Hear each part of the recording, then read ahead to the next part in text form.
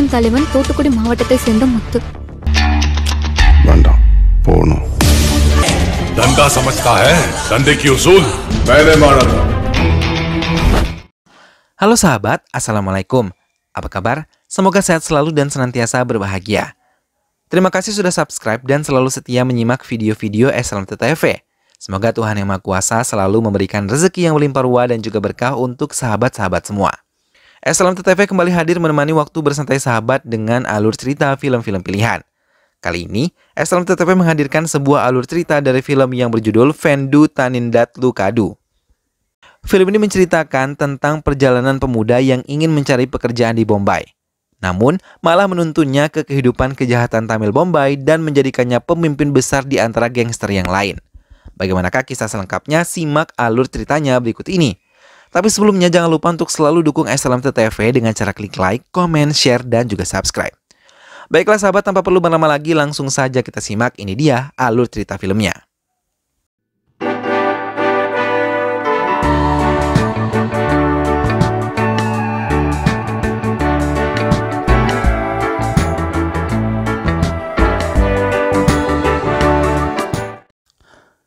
Mutu yang bekerja di sebuah hutan pohon duri di desanya diledek oleh temannya yang telah menjadi kurir pengantar barang. Ia mengatakan bila Mutu menginginkan pekerjaan, dia harus memberikan sejumlah uang pada pemilik perusahaan seperti dirinya yang telah menghabiskan uang sebanyak 1 lakhs untuk mendapatkan pekerjaannya sekarang. Sebelum berlalu, ia membakar seputung rokok dan membuang batang korek begitu saja. Saat Mutu tengah mengasap pisaunya, ia merasakan panas di sekitarnya. Ia terkejut ketika melihat pohon duri di sekitarnya sudah terbakar. Dengan cepat, ia mencoba memadamkan api tapi masih kalah cepat dengan api yang merambat hingga membakar semuanya. Kini Mutu berusaha menyelamatkan dirinya dan dengan langkah terseok, ia kembali ke kediamannya. Mutu yang terluka di bagian punggungnya yang terkena duri meminta tolong ibu dan saudara perempuannya untuk mengambilkan duri yang ada di tubuhnya. Setelah memberikan ramuan tradisional, ia melangkahkan kakinya ke pekarangan rumah saat mendengar pemilik hutan duri itu berteriak dan meminta tanggung jawab pada putranya. Mutu mencoba menjelaskan ia tidak membakar hutan tersebut. Namun, pemilik hutan duri tersebut malah meminta uang sebanyak 5.000 paise sebagai ganti rugi Mutu. Namun Mutu yang merasa dirinya tidak bersalah bersikeras tidak ingin menggantinya. Bahkan dengan berani mengusir pemilik hutan tersebut hingga membuat ibunya merasa takut. Bahkan ia meminta Mutu meninggalkan desanya karena ia tidak ingin Mutu terlibat masalah. Sematurai mendekati Mutu dan mengatakan ia akan memberikan sejumlah uang padanya agar bisa pergi ke Radapuram untuk memberi beberapa potong baju dan sandal karena mereka akan pergi ke Bombay besok pagi-pagi sekali. Setelah memberi beberapa potong baju dan celana, ia kembali ke kediaman Sematurai. Namun tanpa sengaja, ia mencuri dengar pertengkaran Sematurai di telepon dan ia melihat sebuah senjata tergeletak di meja Sematurai. Malam harinya, tiba-tiba Sematurai mendatangi Mutu yang tengah tertidur. Ia memberikan secarik surat agar dibawa oleh Mutu besok pagi. Mutu yang masih tertidur sayup-sayup mendengar suara istri dan putri Sematurai menggedor-gedor pintu. Mutu yang mencoba membuka pintu tidak berhasil. Memilih melihat dari luar melalui jendela luar dan menerobos masuk setelah melihat Sematurai tewas bunuh diri dengan cara menggantung tubuhnya. Keluarganya sangat merasa terpukul melihat keadaan Sematurai.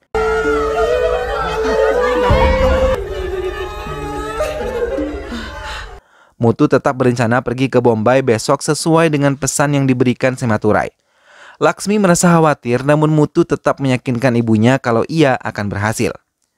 Mutu melakukan perjalanan ke Bombay menggunakan kereta sambil sesekali memandang surat yang diberikan Sematurai sebelum ia meninggal.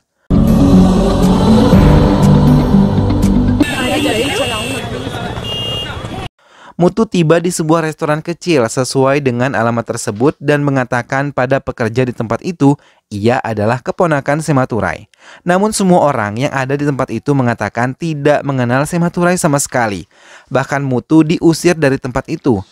Namun ia tetap pada pendiriannya dan memberikan secarik surat tersebut kepada kasir penjaga restoran tersebut yang dikenal dengan sebutan Esaki, hingga akhirnya ia diterima di restoran tersebut dan diminta untuk membereskan barang-barangnya. Ia akan dijelaskan oleh Makali, salah satu di antara mereka. Makali menjelaskan semua yang harus dilakukan dan tidak boleh dilakukan oleh Mutu.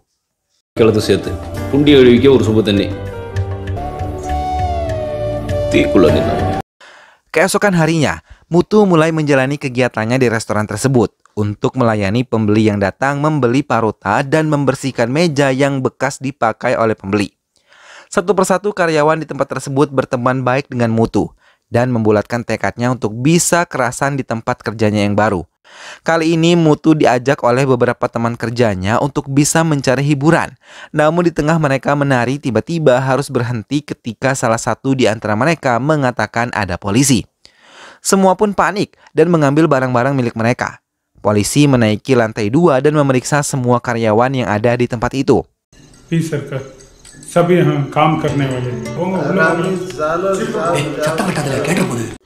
Mutu yang telah berpenghasilan tidak melupakan keluarganya. Ia selalu mengirimkan uang kepada ibunya agar bisa membayar hutang-hutang keluarga mereka dan terhindar dari ancaman rentenir yang ingin menghabisi ibu dan adik perempuannya bila tidak membayar hutang-hutang mereka. Sementara Mutu sudah tertarik dengan seorang gadis yang bekerja di sebuah toko pakaian dan berusaha mengenalnya lebih dekat, bahkan ia menawari gadis yang belum ia kenal namanya untuk singgah di restoran tempatnya bekerja. Di saat berada di pasar, Mutu bertemu kembali dengan Sridaran yang pertama kali ia kenal di stasiun.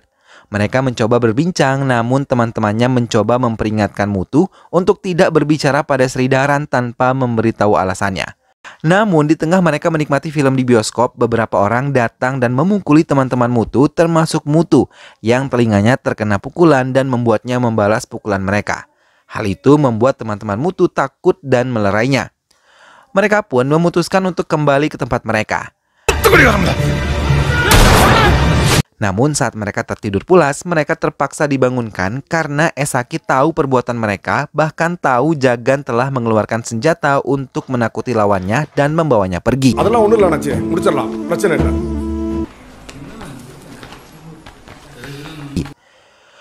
Keesokan harinya mereka terkejut ketika melihat Jagan telah tidak bernyawa di berita yang ditayangkan di televisi. Polisi menemukan mereka di area pantai, namun belum diketahui pembunuh mereka siapa. Mutu dan teman-temannya merasa kehilangan Jagan dan bingung bagaimana cara menyampaikan kepada keluarga Jagan. Sarafan menasihati Mutu kalau di tempat yang kini mereka tinggali adalah sebuah pertarungan di mana mereka tinggal menunggu giliran untuk mati.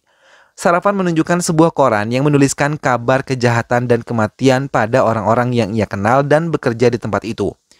Ia bahkan menunjukkan foto Karuku Vel yang dikenal sebagai Karji dan Sentoran berada di bawah perintahnya, lalu Esaki berada di bawah perintah Sentoran, hingga Sarafan dan yang lainnya termasuk Mutu adalah bagian dari Esaki karena bekerja dengan Esaki. Sarafan juga memberitahu sahabat Karji yang bernama Kuti Krishna Nair yang disebut Kuti Bai, dan ia adalah musuh Esaki dan juga Setoran. Saat itu mereka pernah terlibat dalam pertarungan. Kuti Bai mengirim anak buahnya untuk menghabisi Karji dan Karji selamat dalam penyerangan itu. Sematurai adalah tangan kanannya saat itu. Namun saat kejadian, Sematurai telah kembali ke desa hingga Karji menganggap kalau Sematurai adalah pengkhianat. Sarafan memberi nasihat pada Mutu untuk tidak menyentuh senjata apapun karena akan mengakibatkan kekacauan pada hidupnya. 6 bulan kemudian, Mutu yang sudah bekerja dengan baik kini mengirim lebih banyak uang pada ibunya hingga membuat ibunya merasa bingung ketika mendapatkan kiriman uang yang begitu banyak. Mutu yang kini menjadi tangan kanan Karji mendapatkan uang lebih mudah dan lebih banyak. Ia adalah orang yang bisa diandalkan untuk menghabisi orang yang diincar oleh Karji. Kali ini Karji membawa Mutu ke sebuah tempat dan memperkenalkannya dengan rekan bisnisnya untuk membicarakan bisnis mereka. Namun, kesepakatan tidak dicapai, hingga dengan cepat Mutu menghabisi mereka satu persatu sesuai dengan rencananya.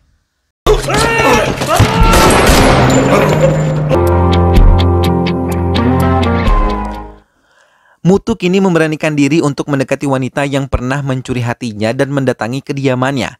Mutu memperkenalkan dirinya, tapi ia sama sekali tidak mendapatkan sambutan baik dari wanita tersebut, bahkan ketika ia mengatakan ia menyukai wanita itu. Mutu sama sekali tidak peduli.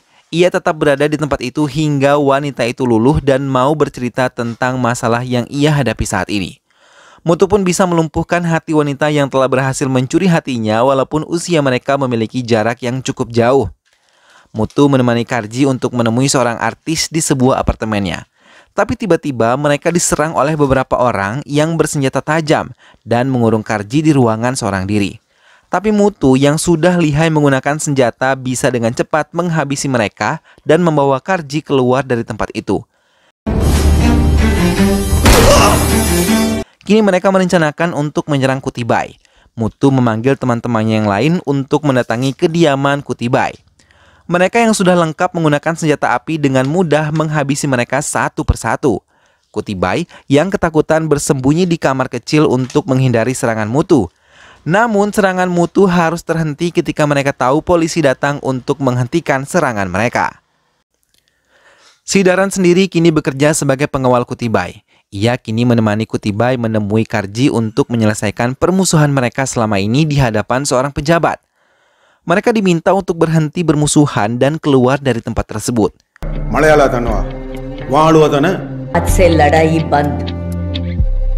Mutu mencoba mengajak berbicara Sidaran. Mereka saling berbincang tentang kehidupan yang mereka jalani sekarang telah sangat hina. Yang mereka tahu adalah bagaimana melindungi diri mereka dan menghasilkan uang sebisanya. Sidaran mengajak Mutu kembali untuk meninggalkan tempat ini. Tapi tidak dengan Mutu. Ia kini tidak berniat pergi dari kehidupan yang sekarang. Perjanjian pun telah waspada. Namun Mutu tidak yakin permusuhan mereka akan berhenti begitu saja, terlebih hanya perjanjian hitam di atas putih. Begitupun kelompok Kutibai, mereka juga tetap merencanakan kematian pada Karji. Mereka akan menggunakan router sebagai pembunuh bayaran. Mereka memberikan bayaran sebanyak 1 laks untuk menghabisi Karji.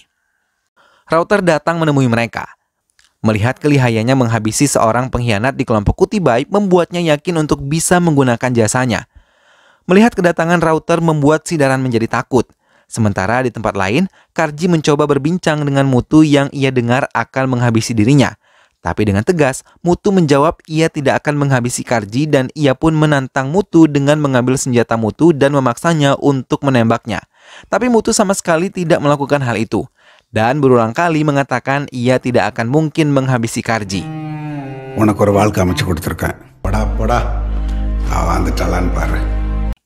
Mutu terkejut melihat wanita yang ia sukai bernama Pavai masuk ke sebuah hotel dan Pavai mencoba menjelaskan ia diminta untuk menemui atasannya.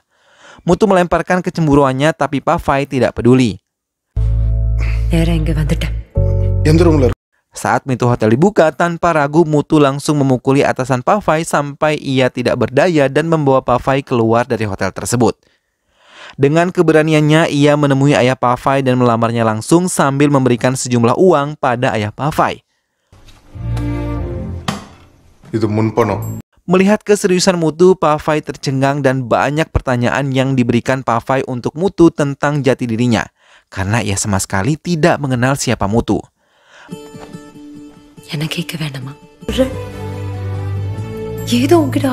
Mendengar hal itu, Mutu mencoba menjelaskan semuanya pada Pavai hingga ia bisa menerima Mutu dengan baik.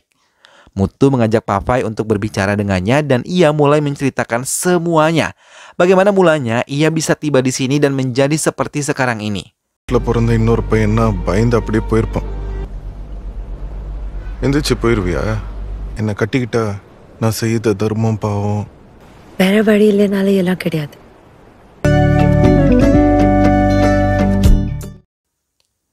Persiapan pernikahan pun dilakukan. Bahkan ibu dan adik perempuannya juga ikut datang untuk menyambut pernikahan keduanya. Laksmi dengan tangan terbuka menerima Pavai sebagai menantunya karena dinilai sangat cantik dan memiliki budi pekerti yang baik. Pernikahan Mutu dan Pavai pun dilakukan dengan sederhana dan dihadiri banyak undangan untuk memberi mereka doa baik selama menempuh rumah tangga. Namun malam pertama mereka terganggu ketika Karji mengirim pesan, namun saat ia menghubungi, ia tidak mendapat jawaban dan Mutu memutuskan untuk pergi mendatangi kediaman Karji. Sarafan menjelaskan pesan yang dikirim tersebut telah dikirim 3 jam yang lalu dan meminta Mutu untuk kembali. Mutu menurutinya, namun di tempat tinggalnya ia tidak menemukan istrinya. Seorang pria setengah baya mendekati Mutu dan mengatakan kalau Pavai dibawa oleh beberapa pria menggunakan mobil sekitar 10 menit lalu. Mutu langsung pergi meninggalkan tempatnya untuk mencoba mencari istrinya. Ia juga memberitahu Sarafan. Dengan mudahnya ia mengatakan kalau Mutu tidak boleh terkejut ketika Karji mengambil istrinya untuk menemaninya di malam pertamanya sama seperti anak buah Karji yang lain. Hal itu mengejutkan Mutu dan menekan Sarafan untuk mengatakan keberadaan Pavai. Sarafan mengatakan kalau Pavai bersama Karji di kamar hotel. Dengan cepat Mutu memeriksa kamar hotel Karji tapi ia tidak menemukannya. Malah ia menegur Mutu untuk pergi. Mutu terus mencari hingga ia menemukan Pavai. Hal itu mengejutkan Karji. Mutu mendengarkan penjelasan Pavai yang terengah-engah mengatakan kalau ia dibawa atas perintah Mutu, kemudian memberikannya minuman hingga ia pingsan. Mutu marah kepada Karji yang berulang kali bersumpah tidak melakukannya. Namun bersama dengan itu Rauter datang dan dengan cepat menyerang Mutu hingga pingsan dan mengambil senjatanya lalu mengarahkan kepada Karji dan menembak mati dirinya. Mutu yang dalam keadaan setengah sadar melihat Rauter pergi meninggalkan tempat itu. Kesalahpahaman pun terjadi. Mutu diserang oleh teman-temannya sendiri ketika melihat Karji tewas dan melihat Mutu memegang senjata apinya. Mereka menembaki Mutu sebisa mungkin. Mutu menghindari mereka dan membalas menembaki mereka semua. Kutibai merasa senang ketika tahu musuhnya telah tewas, karena selama 15 tahun ini ia baru bisa menghabisinya. Sri Daram sendiri mendengarkan semuanya dan mengetahui kalau Mutu belum tewas bersama Karji.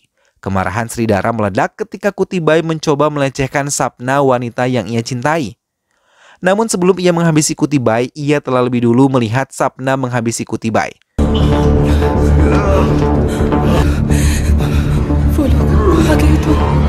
Sementara Mutu yang berhasil membawa istrinya keluar dari kamar hotel mencoba memberi minuman pada istrinya agar tenang.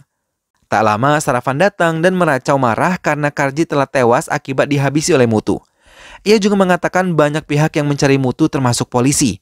Namun, mendengar semua racauan Sarafan membuatnya sadar kalau Sarafan selama ini berkhianat dan ia yang membawa istrinya atas perintah Kutibai dengan imbalan 10.000 rupiah. Mutu menekan Sarafan untuk mengatakan pria yang ada di kamar Karji dan menyerangnya. Tapi Sarafan sama sekali tidak mengetahuinya. Untuk mengendalikan dirinya, Mutu pergi membawa istrinya dan membiarkan teman-temannya membereskan pengkhianat di antara mereka. Kini anak buah Karji merencanakan untuk menghabisi Mutu dengan menggunakan Sarafan. Namun, mereka belum mengetahui kematian Kutibai. Pavai yang berhasil dibawa pulang tergeletak lemah di ranjangnya sambil dipeluk Mutu yang terus mengucapkan maaf. Ia juga diminta untuk membereskan semua barang-barangnya dan pergi dari Bombay. Esaki menyekap ibu Mutu dan meminta Mutu untuk datang menemuinya. Mutu kembali ke restoran Esaki Paroti. Melihat Mutu datang, ia memakinya dan tiba-tiba Mutu menyerang Esaki dan memintanya untuk diam. Mutu mengatakan bukan dia yang menghabisi Karji karena ia sudah menganggap Karji sebagai ayahnya sendiri. Namun beberapa dari mereka tidak mempercayainya dan tetap menyerang Mutu. Dengan sigap Mutu menghindari serangan mereka. Melihat keberanian Mutu, beberapa anak buah Esaki memilih ikut dengan Mutu dan mengabdi kepadanya. Mutu menjelaskan semua ini karena pengkhianatan Sarafan yang tidak mereka ketahui. Esaki terperangah mendengar kenyataan yang ia ketahui dari Mutu. 5 tahun kemudian, Mutu menjadi pimpinan geng terbesar di Bombay dan paling ditakuti oleh pesaingnya.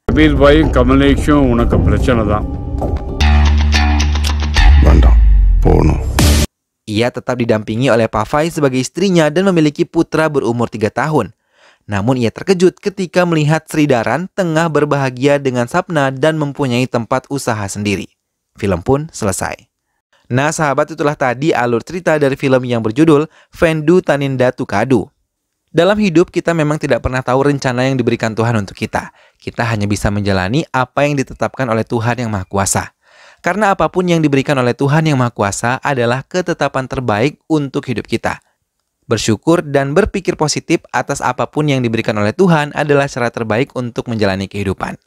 Semoga sahabat semua terhibur setelah menyimak alur cerita film ini. Sampai berjumpa kembali di alur cerita film-film selanjutnya. Terima kasih sudah menyimak video ini sampai akhir dan ingat selalu untuk dukung SLMT TV dengan cara klik like, comment, share, dan juga subscribe. Jangan lupa jaga kesehatan sahabat, sampai ketemu lagi dan wassalamualaikum.